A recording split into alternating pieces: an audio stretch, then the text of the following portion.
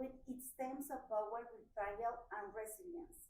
How did your experience writing a series influence Real Breaker and Fate Breaker?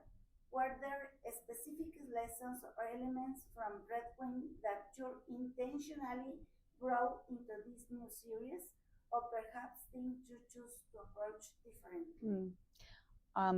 One of the more wonderful and also more painful things about being an artist, and especially being a writer, is you're always hoping that your next thing is going to be better than what you did before.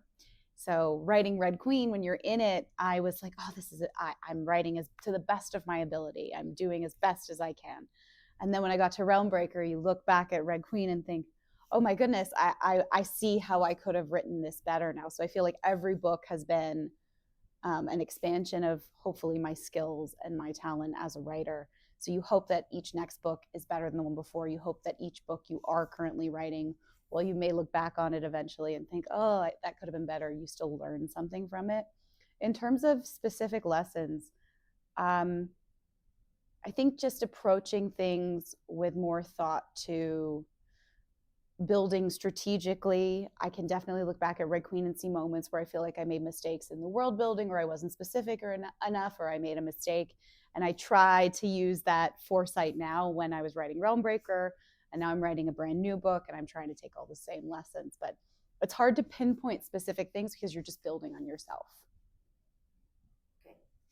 With so many characters and plot threads, how did you decide which arcs to prioritize it in Fate Breaker, where there are any storylines that had to be cut or condensed? Not so much. Nothing was ever cut from Fate Breaker. One of the things I did take from Red Queen was being really deliberate in my construction of Realm Breaker and going into it knowing I'm writing 3 books. I'm telling these specific stories. So I always sort of knew who my pieces were and which pieces were going to be the most important. In Fate Breaker, I definitely had my editor say, this scene is a little too long, or this scene needs more work. And those were the moments that condensed or were cut. But no storyline in particular. By the time I was in the 3rd book, all of my pieces had been set up. I almost feel like when I'm writing, I'm playing dominoes and I'm setting them up, and the last act or the last book, the ending is I knock them all down.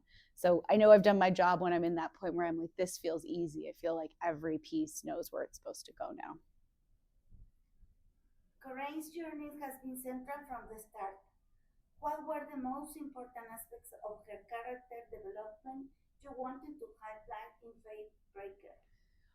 Well, Coraine starts as someone who is very, very cynical, and she sort of joins this quest to save the world, not because she believes in it or because she believes in herself as sort of a chosen one, but she's just sort of using it as a means to an end, to like leave her small town and see the world that her mother won't let her explore and see.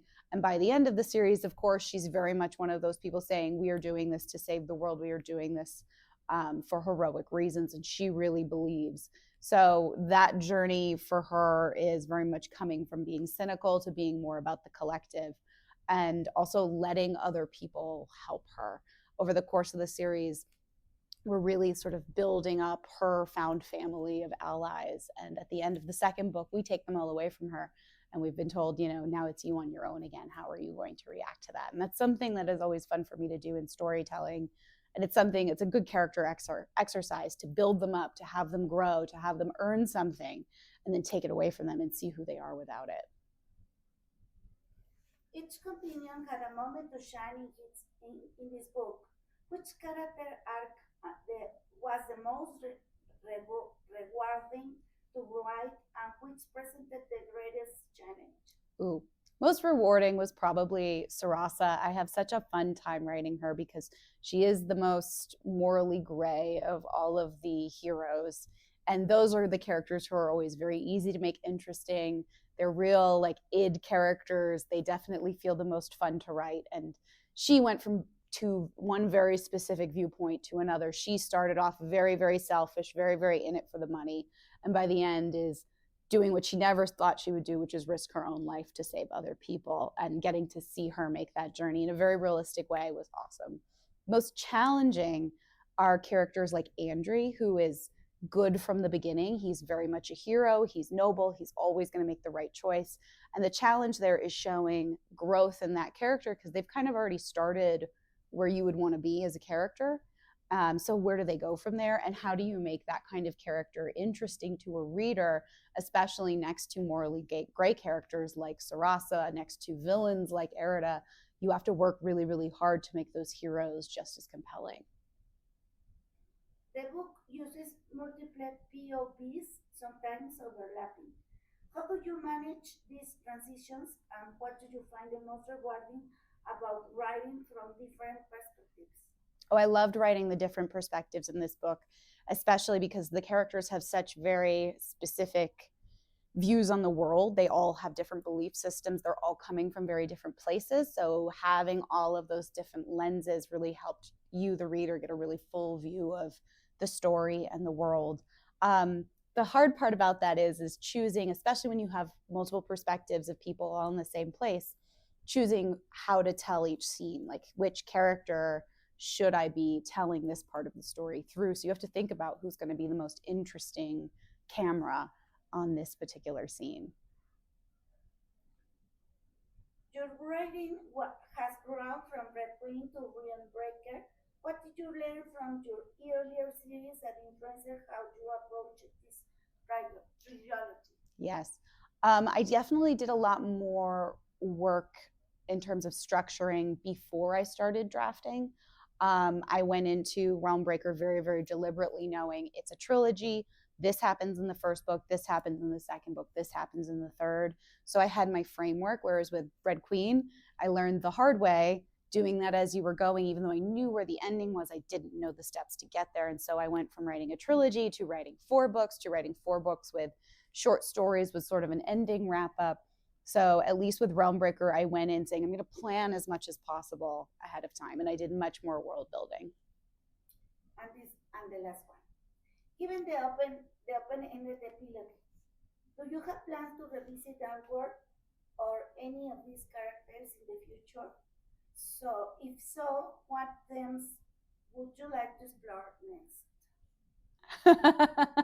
I don't know how much I can say about that, but I definitely, you finish a series and you can sometimes feel like it's done, I have nothing else to say, and then you finish a series and you think, oh God, there's still more juice here. And with Realmbreaker, I definitely feel like there's more juice, there's more story, there's more character to explore. And I am going to do that. It's just, will a publisher want it? I don't know. Will I be self-publishing it? I don't know. But I know that Sarasa and Dom would be the 2 characters that I would follow next. So do you want to say something to your Mexican Yeah. friends? Well, hi, I'm Victoria Aveyard. I'm here in Guadalajara at the Guadalajara Book Fair, Book Festival, and this is my first event ever in Mexico. I'm so excited to be here, and I hope I get to come back and do a proper tour so I can come see all of you in Mexico.